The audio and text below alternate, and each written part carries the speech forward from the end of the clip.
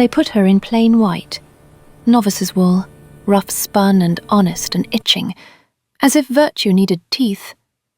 It clung at the wrists where the lie had not rinsed clean, and smelled of candle smoke and boiled linen and the faint sourness of other women's sweat.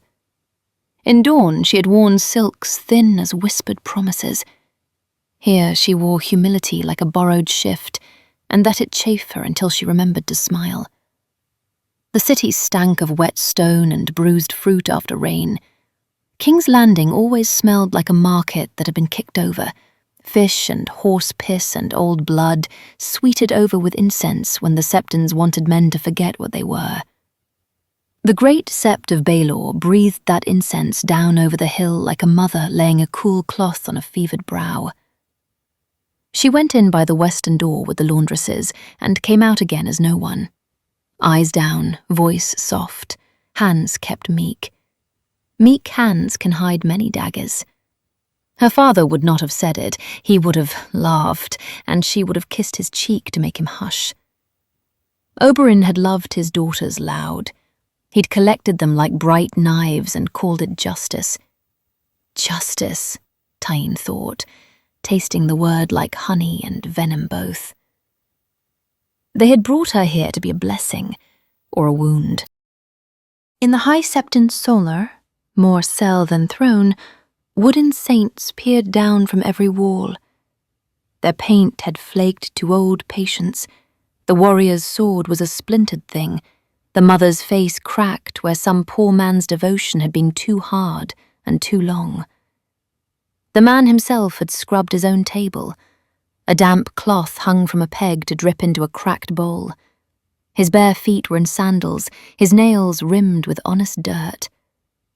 When her lashes lifted, he was watching her watching. "Child," the High Sparrow said. "Father," she answered, and knelt. It was not feigned. Kneeling pleased her sometimes. Men bent easier to a bent thing. "You have come with grievances," he said. "I have brought grievances," Tyene agreed softly. "Not all mine. Dorne's, some the Reaches, and a few the city has not yet found the words to know." He made a humming sound, the kind a baker makes when he listens for the loaf to shift in its heat. "And I have brought answers," he said. "Not mine. The Seven's. You need not convince me." That startled her, though she did not show it. He gestured to a low stool. "Sit. Listen. The crone gave me a lantern last night, and I am to share its light before it gutters." Tyene sat. The wood bit her thighs through the novice's shift. She folded her hands. He began counting on his fingers, as if listing spices for a stew. The father spoke first. Judgment. He touched his thumb. He showed me a scale. Not gold against sin, nor sin against sin. Men love such measures. No. He set a king's name upon one pan, and a king's keeping upon the other. The first is light as crown leaf. The second is heavy, child, and must be borne by many hands. If hands fall away, hands must take their place, lest the scale tumble. A king's keeping, not king slaying, king saving. "I know it," Tyene said. The mother spoke mercy. He touched his first finger. A basket in her arms. Withheld mercy rots like fruit, but given rightly, even soft flesh feeds an army. Your Queen of Roses has been made a spectacle. Perhaps she is innocent. Perhaps she is only a girl with too many masters. There is mercy in unharming the harmless, and in unmasking those who harm and call it love. Marjorie tucked beneath the mother's shawl. Good. Tyene kept her face still.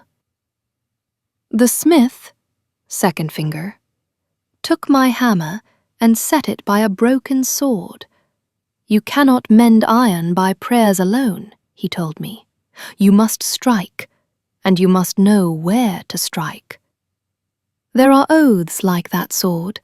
If they are to be kept, they must be reforged, not thrown away.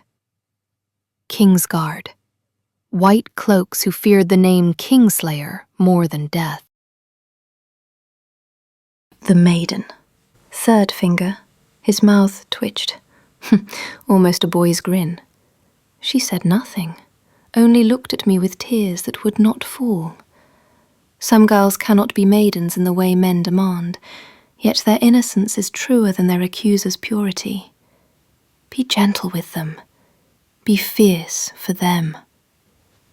The Reach girls in their cells, Marjorie's ladies, and Nymeria, her sister, who wore a lady's face like a mask when it pleased her, and a viper's when it did not. Keep her safe, Tyene thought. Let me be the hand she does not stain. The warrior was brief. Fourth finger. He said, swift. Not loud, not proud. Swift. The hand that wavers gives sin time to learn your name. And the crone? Tyene asked, offering him the path he wanted. She lit the road.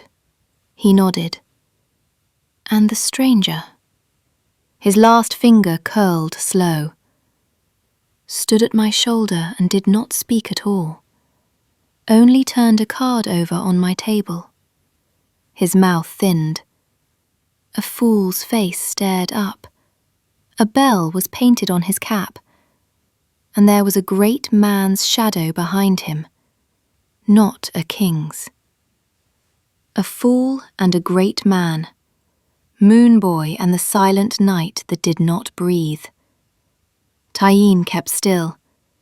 She had seen the fool in the court, cap bells like sad little moons.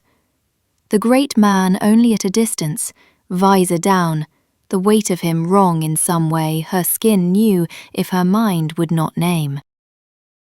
The 7 have set their order, the High Sparrow said. Now here is mine. He laid it out the way a poor man lays bread, one coarse slice at a time, the kettle blacks first. They fold like bad pastry, he said, almost smiling. One had wept in his cell and named his sins. Another had kissed the 7 oils as if they were his mother's milk. Men who learn the taste of absolution grow hungry for it, the High Sparrow said. I gave them a spoon. They were set themselves where they are pointed. And the White Brothers? Tyene asked. Their fear is of names, he said. Kingslayer, chiefly. We will write them other names. He slid a bundle of parchment from beneath the table. Seals waited in red wax. Ribbons lay in little loops like tongues. Writs of intent and assurance, the High Sparrow said.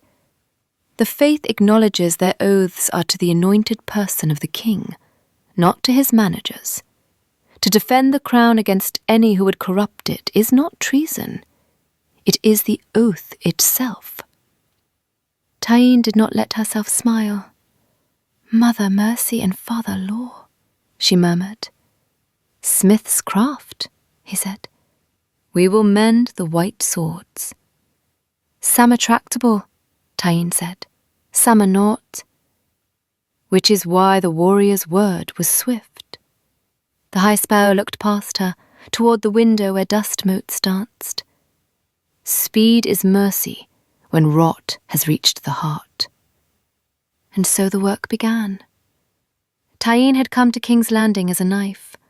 She found the hand already closing around the hilt. They loosed 3 little mercies before nightfall. Mercy was the word the faith used when it wished to keep its hands clean. First, mercy. 3 pale girls behind a barred door, Marjorie's ladies that Cersei had good use for, and then no use at all. By the mother's leave, I told the septa on guard and offered a slate with the High Septon's crabbed mark. The woman looked at the mark, at my eyes, at the lamp. She opened the door. The girls wept into each other's hair, salt and rose water. I did not touch them. Go to the river gate, I told them. A fishmonger's boy will say thorns are soft. Follow him. Do not turn for bells, nor for your names in any mouth. A small kindness can serve as a banner if you tilt it in the sun. Second mercy. Wine. Thin, weak, sanctified. 3 drops in the warrior's step. I did not pray. I fed the stone and thought of Nymeria, laughing in a mask of gentility, while the small council argued the price of bread and the weight of secrets. Keep her teeth sharp. I begged the shape in my mind that was not quite a god. Let me be the hand she does not stain. Third mercy came disguised as nuisance. On my way back from the kitchens, I passed a narrow door and caught a breath that did not belong. Citrus and oil. Lemons. Odd, in a house that burnt beeswax and old rosemary and smelled of poor man's feet. A brother in grey slipped out, gaunt as a shadow, carrying a coffer bound in iron. His glove brushed mine as he passed. Something small clicked against my palm and fell, soft as a bell. I stooped automatically. A coin, worn smooth by many hands, a sunburst stamped on one face, half blind now, the rays rubbed down like old pride. Not a Reach coin, not a lion's, not any mint I knew. I left it where it lay, only noting the way the sun's face stared up at me from the stone, patient as a god that had forgotten its name. When I reached the cloister again, I saw the tongueless novice, small, clean, too clean for a sept that fed 10,000 mouths. A strip of cloth was tied around his throat like a vow. He did not speak. He did not look up. He only carried a tray of candles, white as bone, and moved as if he had practiced moving unseen. He passed the Grey Brother. The Grey Brother's hand dipped into his sleeve. Something went into the boy's candle box. Nothing was seen. Only the lemon breath lingered behind them, like a lie that had learned to smile. Tyene's skin prickled. Men always watched for swords. They rarely watched for candles. And that, she told herself, was the point. Men always watched for swords. They rarely watched for candles. And yet, candles were the better hiding place. Wax held a scent. Wax held a secret.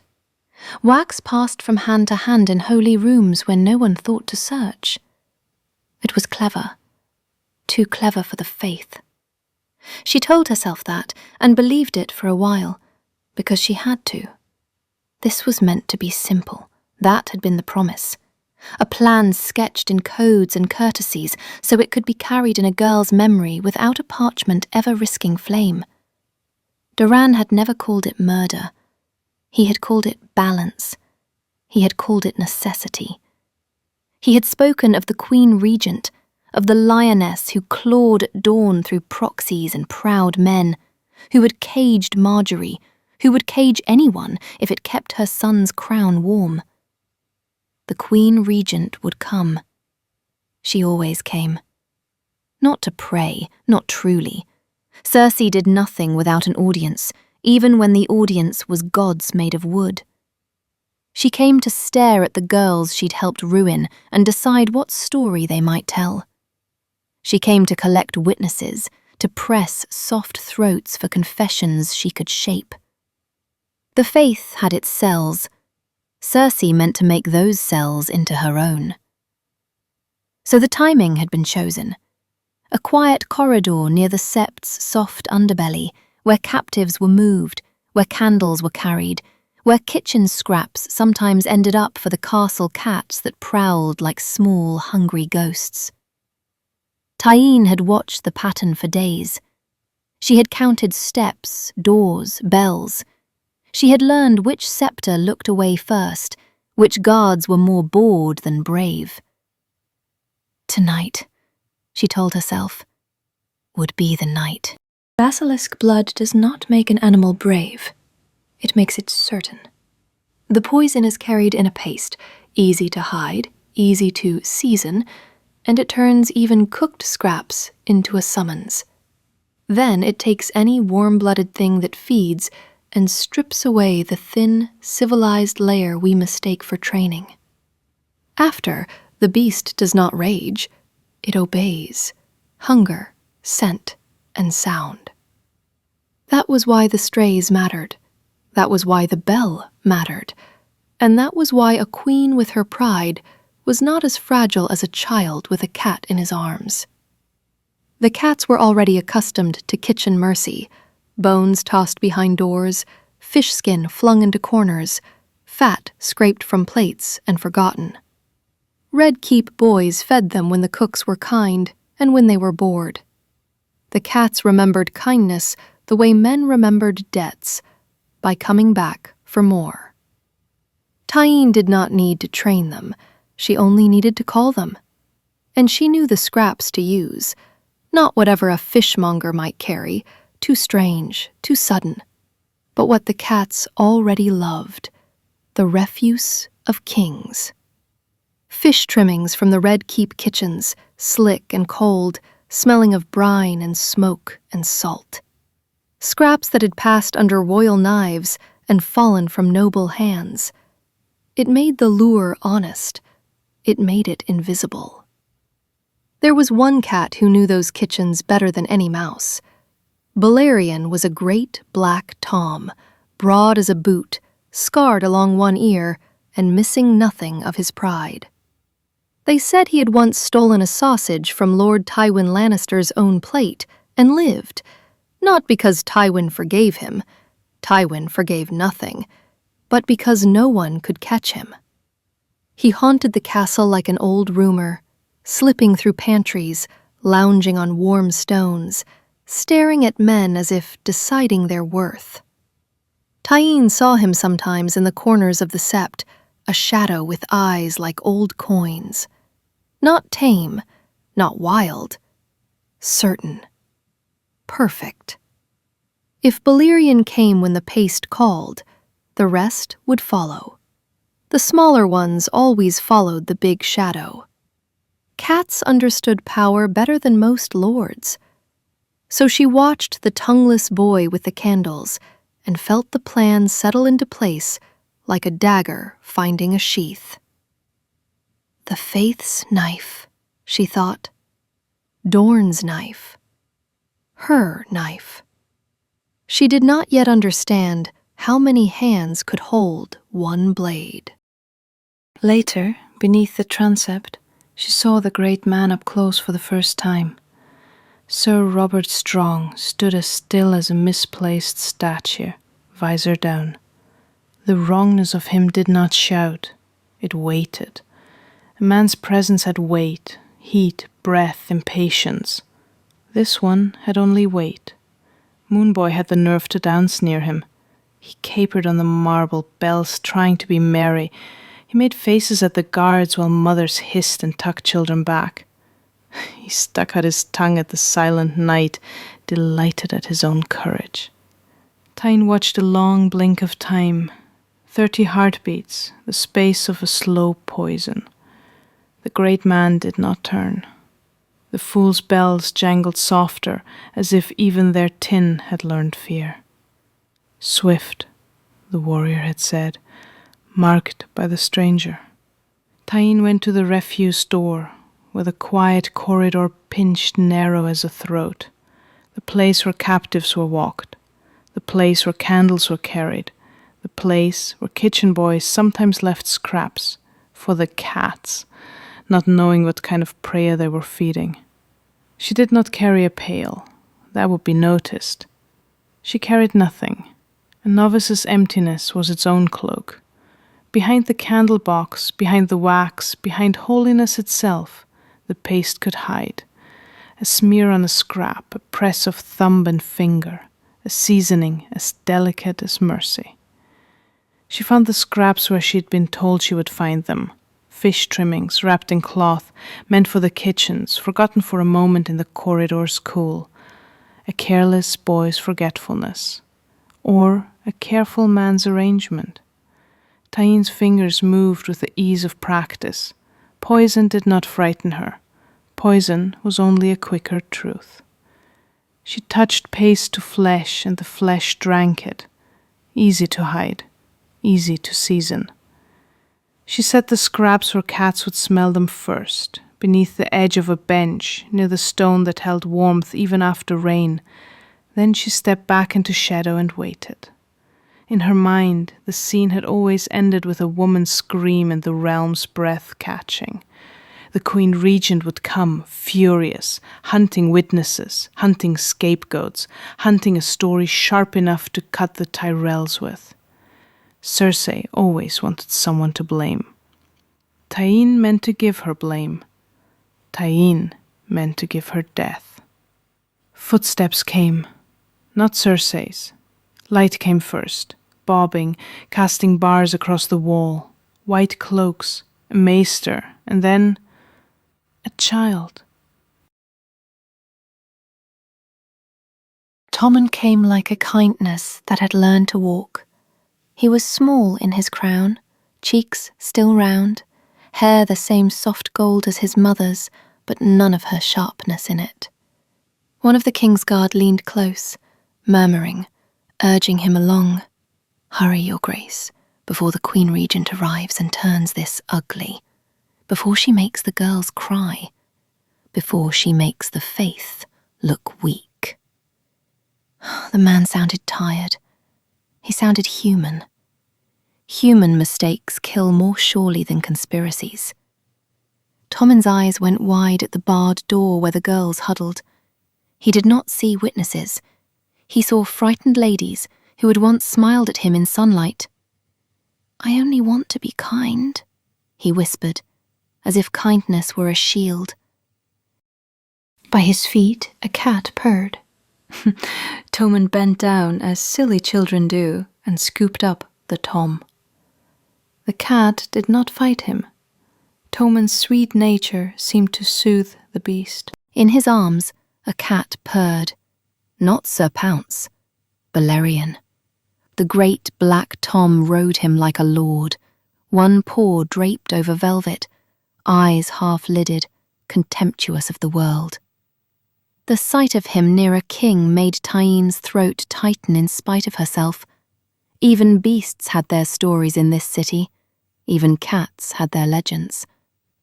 Tommen bent his head to speak through the bars, to promise, softly, foolishly, that everything would be well. The maester hovered behind him, fretting. One white cloak glanced down the corridor, uneasy. "Quickly," he murmured, before Cersei, before the lioness arrived and demanded names, before she made confession into theatre. Tommen reached down to set Balerion on the floor so he could stroke the girl's hands through the bars without claw or fuss.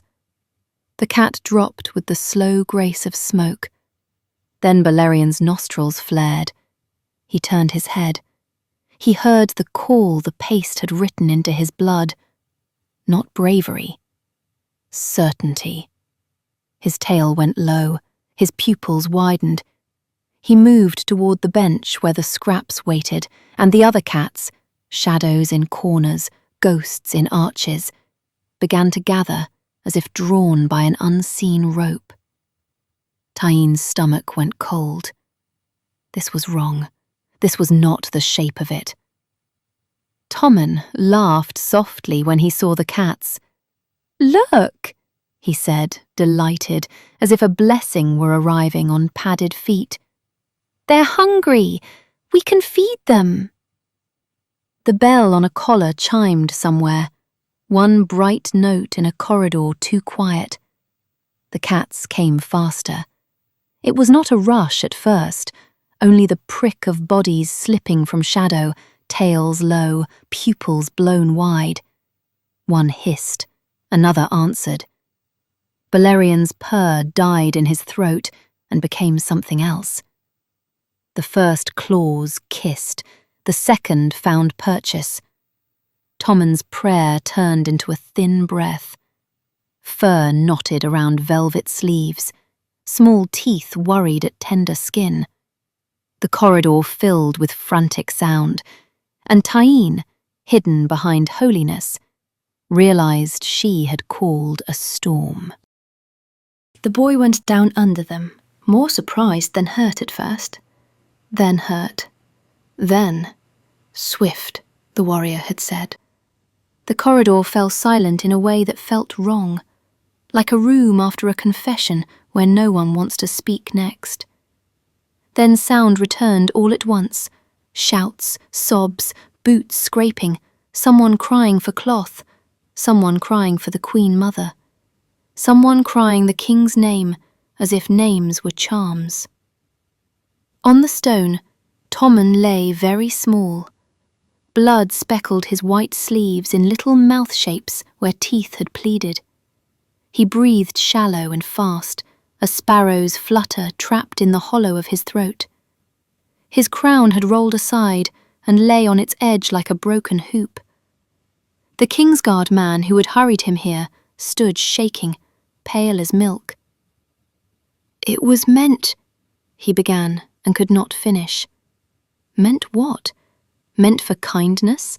Meant for speed? Meant for the Queen Mother to be spared the sight, not for the king to bleed in her place. Tyene did not move. She did not run. A novice who runs becomes someone. A novice who stills becomes a shadow again. The High Sparrow arrived with a candle's humble halo and hands that did not tremble. He dropped to his knees beside the boy, pressing cloth, pressing calm. "Bring clean linen," he commanded, and it was the smith's voice, practical as a hammer. "Send for leeches. The king is hurt, not lost." Maester Baelor stumbled forward with jars and satchels already open. "Fever will come," he babbled. "Infection, rot, he must be tended night and day." Tyene watched the leeches fasten with cold, greedy mouths. She watched the High Sparrow's steady hands.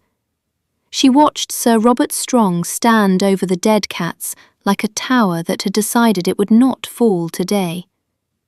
And she tasted lemons at the back of her tongue. A gift that looks like mercy and behaves like judgment, she thought. Whose gift? Not mine. Night came. The sept quieted into candlelight and whispers. Men loved to talk when they were afraid. They filled darkness with words as if words were walls. Tyene moved like a novice again, soft steps, eyes down, until she reached the gallery above the sick room. A carved screen hid her from the room below. Through its lattice, she could see Marjorie by the bed, pale as milk, fierce as winter. Tommen's face glistened with sweat. His breaths came shallow, fluttering. The Queen's hand never left his hair. Then the Queen Mother arrived. Cersei came in a storm of silk and fury, face pinched hard, eyes bright with something that was not prayer. She did not go first to the boy. She went first to the room, to the witnesses, the guards, the maester, taking in every face like a ledger. "What happened?" she demanded, and the question was a knife. The king's guard stammered. The maester babbled. Someone mentioned cats. "Cats," Cersei repeated, and her mouth curled like rot. "In the house of gods." Her gaze snapped to Marjorie and stayed there. "You," she said softly. "This reeks of roses." Marjorie did not rise to it. She only stroked Tommen's damp curls and said, "It reeks of fear." Cersei's eyes flared. "I will have witnesses," she said. "I will have confessions. Those girls in the cells, bring them. They saw who came and who went. They will speak." The High Sparrow stepped between her and the bed. "This is holy ground, and he is my son." Cersei hissed. Holy ground did not keep teeth from him. For a moment it looked as if she might strike the High Sparrow with her own hand. She did not. She smiled instead, thin as wire. Very well, she said. Collect your prayers. I will collect my truth. She swept out, leaving perfume and threat behind her. When the sick room quieted again, another man stood near the bed. Not a septon, not a knight. A shadow in plain cloth, so ordinary the eyes slid off him, unless the mind knew to look. He spoke softly to Marjorie, and she stiffened as if his words were cold. Tyene could not hear every sentence through the screen, but she heard enough to taste bile. It was meant for the Queen Mother, the man murmured, gentle, regretful, that accidents do happen, Your Grace, in a crowded city, in a holy corridor. Mistakes are as common as sins. Marjorie's head lifted. Mistakes, she said, and the word cut. The man spread his hands as if offering mercy. A tragedy, he said, and tragedies make men choose sides. He bowed, and when he moved away, Tyene caught a faint drift of citrus and oil. Lemons. Her skin went cold. She found the confessional by the sort of accident that only happened when someone careful was arranging the world. It was a small alcove off a side passage, hidden behind a curtain embroidered with the 7-pointed star. The corridor beyond was empty. The candles here were new, the wax undripped. The air smelled faintly of lemon. Tyene's hand hovered over the curtain. A voice murmured on the other side. Not the High Sparrow's. Silky, amused, tired. A voice men described when they wanted to sound clever, like a spider walking on velvet. Tyene went still. She did not breathe. You asked for a tool that would pass as piety. The voice was saying gently, as if offering a kindness. Something no gold cloak would question.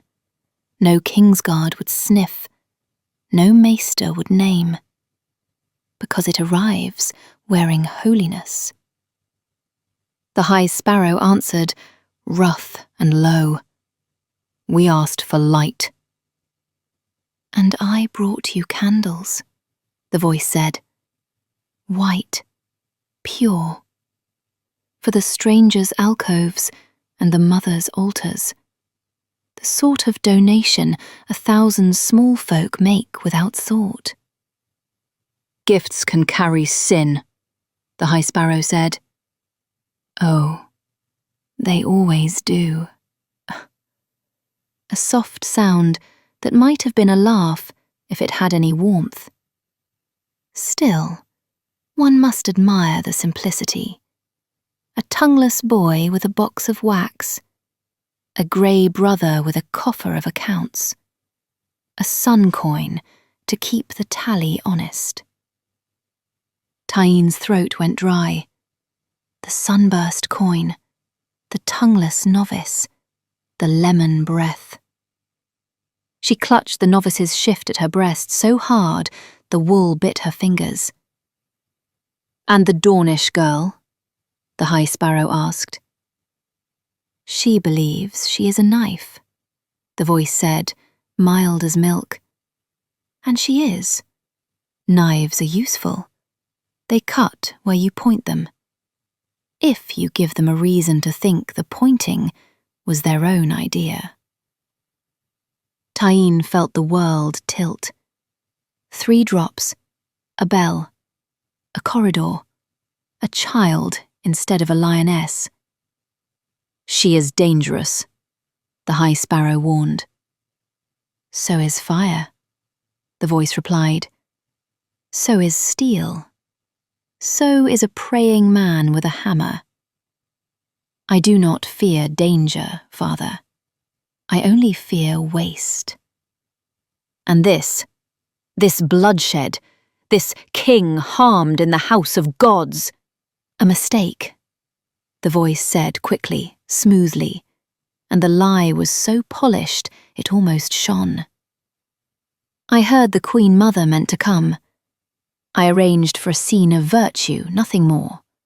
Mercy for the girls, a lesson for the realm.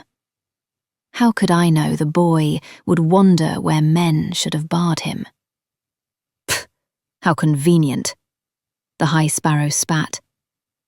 Convenience is my trade, the voice said softly. And you, Father, trade in souls. We both weigh what men can be made to swallow. For a long beat, there was only candle hiss. Then the High Sparrow's chair scraped back hard. I will not be used, he said, voice shaking with anger and disgust. You already have been, the voice answered, gentle as a knife's edge. The High Sparrow made a sound like a prayer choking and pushed past the curtain. Tyene flattened to shadow. He strode away down the passage, jaw clenched, hands trembling, robe snapping behind him like a torn banner. The curtain stirred again. Tyene did not move. She did not look. She let the darkness be her veil. A figure stepped out. Plain cloth, pale hands, no jewels, no sigil. A man who could vanish in a crowd of beggars and still command a court with a whisper. He paused, as if listening to the air itself. Then, softly, without turning his head, he said, "You may breathe now, child." Tyene's lungs burned. She hated that he knew. She stepped into candlelight like a novice stepping into confession. His smile was small, not kind, not cruel, simply certain. "My lord," she said, and tasted how wrong the title felt in a sept. "Titles are costumes," he murmured. "We wear what the room demands." "Was it truly a mistake?" Tyene asked. He, as if the question bored him. "The Queen Mother is a storm," he said. "Storms break roofs and drown men. I had hoped to soak her and send her raging into her trial by 7, wet and humiliated. But the boy is the realm's ribbon. Pull it, and every knot tightens." Tyene's nails bit her palms. "He nearly died." "Nearly," the man agreed, "and nearly is often enough." "You used me," Tyene said. "I employed you," he corrected gently. "You were brought to King's Landing as a knife. Knives are happiest when they cut. I merely ensured the cut served a greater meal." A lantern crackled. Wax ran. "Tyene Martell planned the strike," Tyene said, watching his face. Spider's eyes did not change. "Your prince is a patient man," he allowed. "He thinks in years. I think in moments. Sometimes our thoughts align." "Dorne would never choose a child," Tyene said, and her voice went sharp despite herself. "No," the spider said softly. "He would not. Which is why he did not choose him." Tyene's mouth went dry. "Then who did?" Spider's smile deepened a hair. "The realm," he said. "The realm chose, because the realm is made of men who hurry kings down quiet corridors to avoid a queen's anger." A pause, then, as if offering her honey to go with the venom, "I have been working with Dorne," he said, "and with your prince to put a dragon on the throne. Aegon, raised in exile, taught to rule, guarded from the rot that grows in this city's bones." Tyene held still. "And when he comes," the spider went on, "he will need spears. He will need sun spear. he will need Tyene Martell at his side, so the realm sees peace where there is only conquest. You want the rose and the lion to tear each other apart, Tyene said, understanding, sickened. I want them busy, the spider replied, busy bleeding, busy blaming, so the dragon can bask in the sun, protected by its spears. Tyene stared at him until candlelight blurred. You are a monster, she said. He inclined his head as if she'd paid him a compliment. I am a spider, he whispered, and webs are made of threads men never notice until they are choking. Tyene's thoughts turned over like stones in a river. Doran's careful hands, Doran's quiet codes, her own pride at being trusted with something sharp, and this web laid over it all, so fine she had walked into it without feeling. I will not serve you, she said. The spider's eyes softened in a way that was almost pity.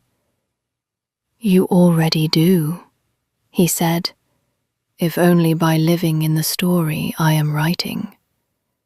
He stepped closer, and she fought not to flinch. Here is the truth, he murmured. The Faith wished the Queen Mother dead before her trial. That was their righteousness.